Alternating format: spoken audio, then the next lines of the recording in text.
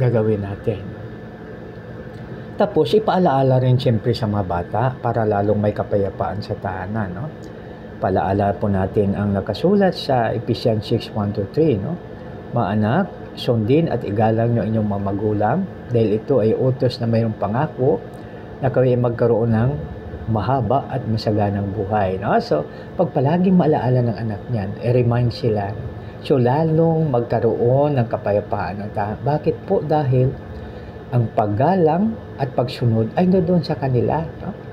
So sa tahanan, no, pag sa tahanan, pagdating nila sa school, dala na nila yon kasi ang naman doon ay sumunod at kumalang kay mommy at daddy at kung kanino man ito nauukol at lalong-lalo na sa ating Panginoon at bigyan siya ng takot sa ating Panginoon. So yan po mga kaibigan, no? So sa tahanan, ano siya, no? Kasi isa sa mga pinakamaliit na sangay ng government ay ang pamilya. The smallest unit of the society, no? So tama, kaya ako i-correct ako mamaya ng mga social studies teachers, no?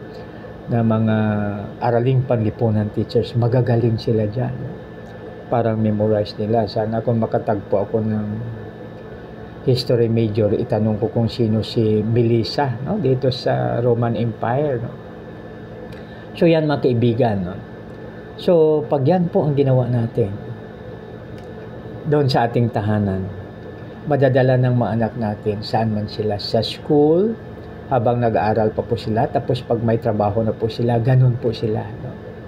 So kaya napakaganda, no, yung ganun, no, yung makikita mo, no? Kaya mapalad ang mga magulang ng kanilang mga anak ay sumusunod at gumagalang sa kanila, at kung kanino man ito nauukol, lalong-lalo na kay Lord, at bibigyan sila ni Lord ng takot sa Kanya. Dahil the fear of the Lord is the beginning of wisdom. Pag may takot kay Lord, magkaroon ka ng karunungan. Ang karunungan na yan, o kaya wisdom, ay galing kay Lord.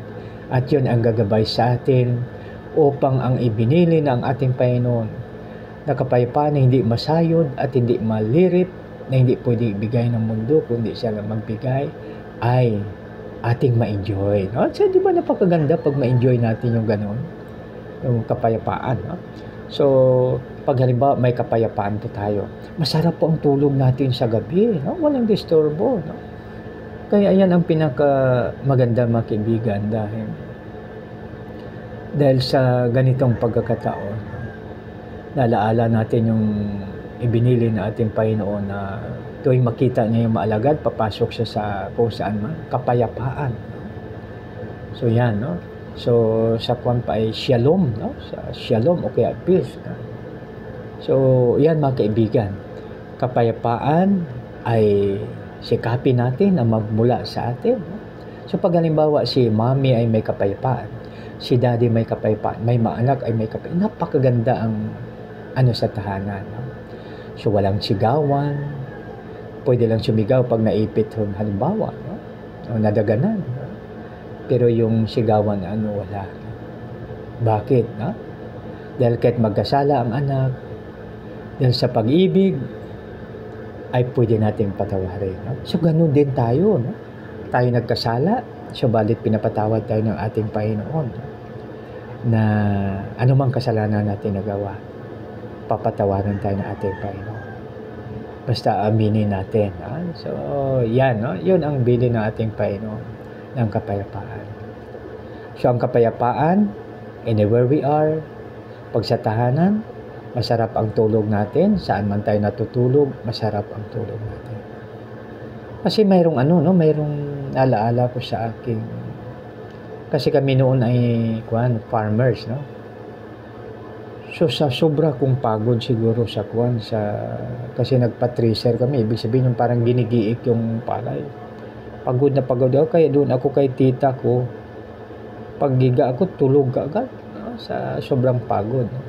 Pero mga kapatid, na kaibigan, kahit anong pagod pala natin, kung parang may bumabagabag sa ating isip, nahirapan po tayong matulog. So kaya dapat siya, no? Kapayapaan talaga.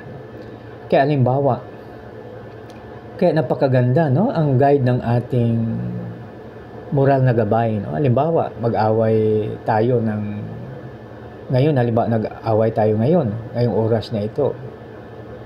Ang instructions ni Lord, bago po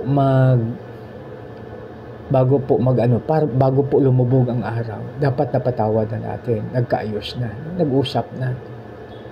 So, ang purpose pala nun, ngayon ko lang na, parang naano ko ngayon, napagtanto, no? Kasi ang gusto ng ating Panginoon, magkaroon tayo ng kapayapaan sa magitan ng pagpapatawad ng kung sino man nagkasala at maging masarap ang ating tulog. Kasi pag halimbawa mayroon tayong sa puso,